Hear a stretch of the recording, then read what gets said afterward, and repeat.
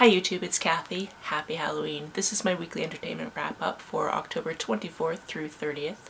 This week I read 5 books, I watched 2 shows, I watched 9 movies, and I listened to 1 book.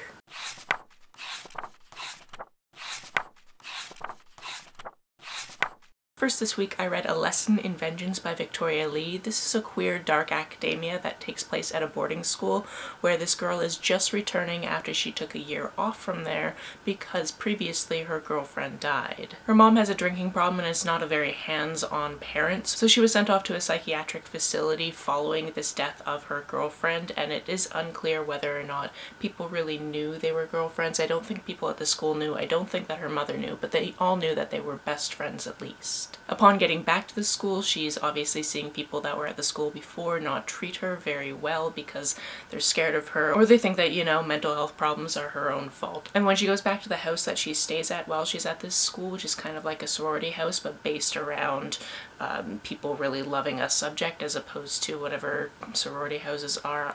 It's a weird American phenomenon that I'll get into later maybe when I talk about movies that I just don't understand as a Canadian. Anyway, when she gets back, somebody else is staying in her ex-girlfriend's room, obviously, because it's a room that somebody needs to occupy, and that person is a novelist, and they strike up this friendship having to do with this girl researching her next book. Something I enjoyed about this book is it got a little bit meta at some times. One of the characters, for instance, was researching how mental health in horror books has become kind of a trope and that kind of plotline, and that also happens within this book. It was twisty, it was turny, and I actually just now remembered that I listened to this one. I didn't read it with my eyeballs. It was just the first thing on my list, and then everything else I put on my list I put out of order, so this was an audiobook and I enjoyed it. The first actual thing I read with my eyeballs was Demystifying Disability. This is a primer for anyone who wants to know more about the subject. It's not there to teach you everything about every different type of disability, but it is there to give you an idea of what words are appropriate, what words aren't,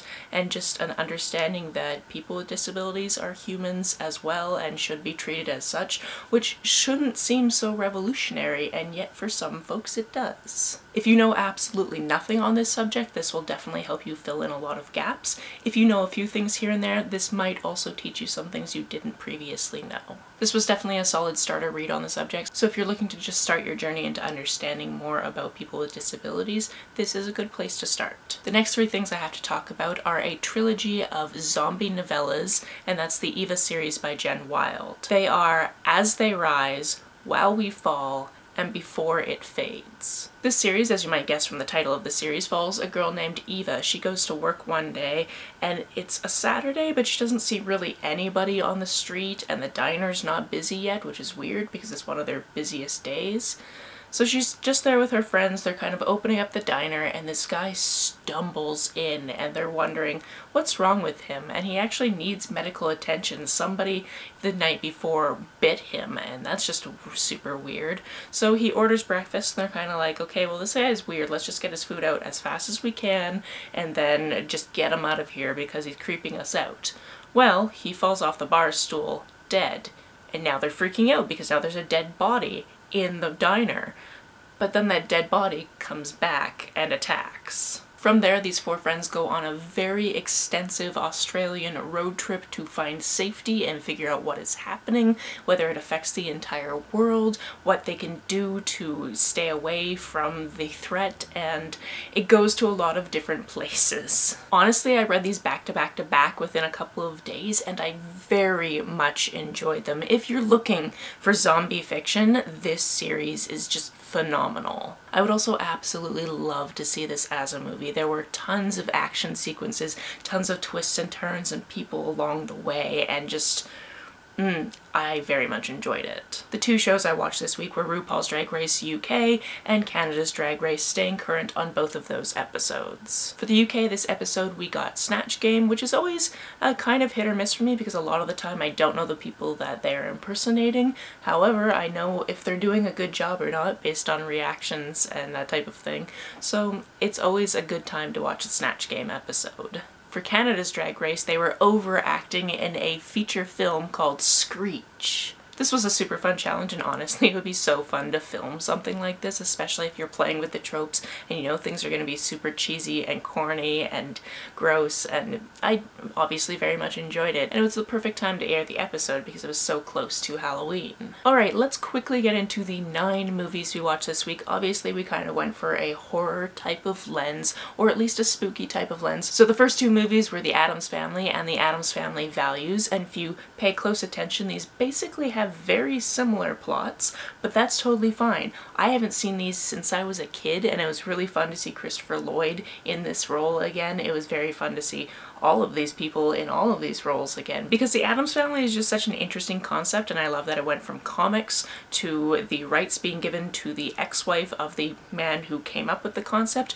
to her being like, yeah, you can definitely do these movies. Her life seems really interesting. So far I haven't been able to find a biography on her, like a full book type of one, but I found some things on the internet, and she led an interesting life by the looks of it. These are silly and absurd and highly entertaining. Next we had a zombie night, and we watched 28 Days Later and Patient Zero. With 28 Days Later, I had seen it before, but I hadn't seen it since about the time it came out, so I really just remembered that he woke up and kind of London was empty, and he was like, what the heck is this? And then from there, very much like the trilogy that I just described reading, they have to go on kind of a trip to figure out where they can find safety, and when they find that safety, is it actually safe? Spoiler alert, no it's not, but then, you know, it gets pretty bloody, and it was an entertaining time for what it is. When it comes to Patient Zero, I was warned ahead of time that it's the type of movie that you go into and you make fun of, and if I know ahead of time that that's what we're doing, I'm fine with it, but if people start talking during a movie and I don't know that's the expectation, then I get annoyed because I'm just trying to watch the movie.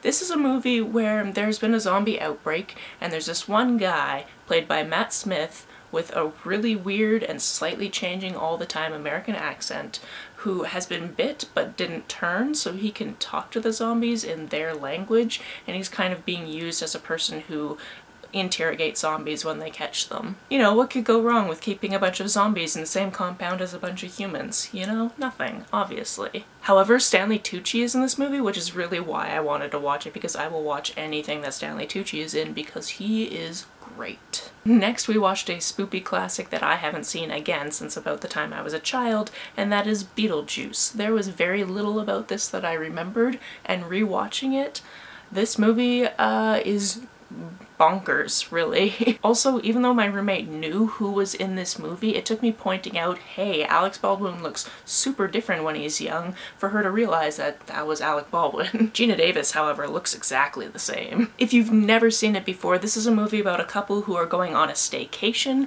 and basically on the first day of their staycation, they end up dying. They wake up in their house, and they can't leave their house because they are now haunting it. Through some trial and error and finding this book that's called The Handbook for the Recently Deceased, they figure out a way to talk to their afterlife care worker, and she's basically like, well, you have to haunt that house for the next 125 years, and they're like, alright, well, we don't really like the people that are in the house, we're gonna have to try to figure out how to get them out, because we hate them. However, the only one of the family that can actually see them is the daughter Lydia, who is played by Winona Ryder, and weirdly looks a lot like Millie Bobby Brown in Stranger Things, and I loved that connection because obviously I just recently watched the 3rd season of that, so it was a little bit weird and lovely. And then of course the titular character is also a ghost, and he is trying to work as somebody who helps you get people out of your house, but he has nefarious demands on top of that. Also, in case anybody didn't know, there was a cartoon version of this, like a TV show when I was a kid, and I used to watch it all the time. Oh, and the titular character is played by Batman, which is always amusing to me. On Friday night we had to watch a scary movie and then a less scary movie so my roommate could actually sleep without nightmares. So the scary movie was the latest version of Candyman. I had never seen the previous one, and if I had, maybe this movie would have made a little bit more sense. However, just because there were a lot of plot holes that I could definitely see right through, that didn't mean I didn't enjoy it as a scary movie. I was also very vindicated because as I watched the credits go by, I was like, I am pretty sure that name is one of the guys from Misfits, the TV show, not the band. And then when he showed up, I was so excited because everybody in the room had seen Misfits before, and I was like, it's Curtis from Misfits, guys! And he played a great character, and his American American accent wasn't weird, so good for him. It suddenly occurs to me I have no idea where he's actually from just because I know him from a British show, so I'm assuming he's British. That's fine. Candyman, if you know nothing about it, is about an urban legend about this guy who was called the Candyman in this projects area of Chicago. I believe this is where this took place, and he was called that because he was really creepy and would just give people candy, and then one day a little white girl found a razor blade in her candy, and then the police just brutally murdered this guy. However, it's one of those urban legends, much like Bloody Mary, where if you say his name in the mirror 5 times, he appears and kills you. So of course, being a horror movie, some people do this and then get brutally murdered because that's exactly what it said was going to happen. I enjoyed it as a horror movie. I enjoyed these circular different ideas of the Candyman and seeing things progress. I still have some questions about the plot, but ultimately I enjoyed this. The movie we watched after that, To Prevent Nightmares, was the Rocky Horror Picture Show, which again I haven't seen for a while. I've seen it more recently than childhood though, because I really very much enjoy this. However, every time I rewatch it I remember that this is such a bizarre film. There was also a point where my roommate was like, wait, they're not human? They're aliens? How have I never noticed that before? And I'm like, because it's a weird film and you forget how freaking weird it is if you're not actively watching it. Rocky Horror is a cult classic, so I'm not gonna sit here and tell you what it's about. It's Tim Curry being his sexy, fine self, and then a bunch of other people doing a bunch of other either sexy or murderous things, and singing. That's what it is. And then last night, because again, I haven't watched them since I was a teenager, we watched Scream and Scream 2. Some of these things did fall back into my memory as I was watching it, and I could kind of remember some things, but I didn't really remember all the really big twists. And of course, because we watched Scary Movie and Scary Movie 2 last week, obviously we had a little bit of a refresher to scenes and that type of thing that were going to be coming up in this. Also, funny side note, Scream was originally supposed to be called Scary Movie, which is how Scary Movie got its title. Also, last week I did not mention that a lot of, I believe, Scream 2 was actually filmed in the city I live, and there were scenes that I was like, oh, that is the high school that was down the street from where I used to live. Oh, that is a theater that I have watched shows in before, so that was a little bit weird. Scream 1 and 2 are about Sidney Prescott. About a year previous to the first movie, her mother was murdered, and there's currently an ongoing trial, and she was the person that basically put this guy in jail for killing her mom. And then cute teenagers in this town start getting a series of phone calls where this guy asks them scary movie trivia, and if they get the question wrong, he kills them. And that opening sequence with Drew Barrymore is just iconic. What I liked about the second movie is how it talked about different horror tropes and showed different horror tropes. In the second movie, Sidney Prescott's life and the events of the first movie have been turned into a movie in this film, and we see snippets of that movie and we see the different ways that the media kind of turns stories to make them sexier. And the fact that the people that went to see Stab in theaters, because that's what the movie was called, were all given the same masks that the killer used to try to murder Sidney and her friends and other people. And that was used as a cover for more murdering within the movie theater. And in this opening sequence, just seeing these costumes handed out, I was like, this is in such poor taste. Oh my god, do people actually do this crap at movie theaters in America? Because oh, like, no. Also, I didn't really see it last week in The Craft because his hair was shorter, but in Scream 1, Skeet Ulrich basically looks like no-name brand Johnny Depp, and I'm very much okay with that. On to the audiobook that I actually wrote down as an audiobook this week. That was The Maidens. This was also dark academia, but it was about this woman who had previously graduated from this college in the UK, and then a murder happens at it, and her niece is at the college and kind of calls her saying, I think my best friend has been murdered, and by the time she gets there she finds out that yes, her best friend has been murdered because she had been missing for a while, and she stays at the college to kind of try to help figure out what's happening because she has a background in psychology. That's what she does. She runs group therapy. This book was very good at giving you lots of different red herrings as to who could possibly be doing these murders or the different types of danger that she might be in. And I'll give it props for that. However, it took a really long time for me to actually really care about what was going on. And then when we got the twist, I was just like, I don't think you gave us enough clues. Like, you gave us like 1 or 2 clues at the beginning, but that twist was I still really don't know how to feel about it. So if you've read it and you've seen that twist, can you tell me down below and mark it as spoilers what you thought about it? Because I still don't know how to feel about it. I did, however, really enjoy the series of red herrings because you would go back and forth on who was doing what and what meant what, and that all together was very entertaining once I finally actually really got into it, because like I said, this had a very slow start for me. That's it for this week. If you read, watch, or listen to any of these, let me know about it down in the comments below. On the way down to the comments, if you hit that subscribe button, that would be very nice of you. If you don't feel like leaving a comment but want to make sure that I know you were here, just leave me an emoji or a smiley face if you happen to be on your keyboard.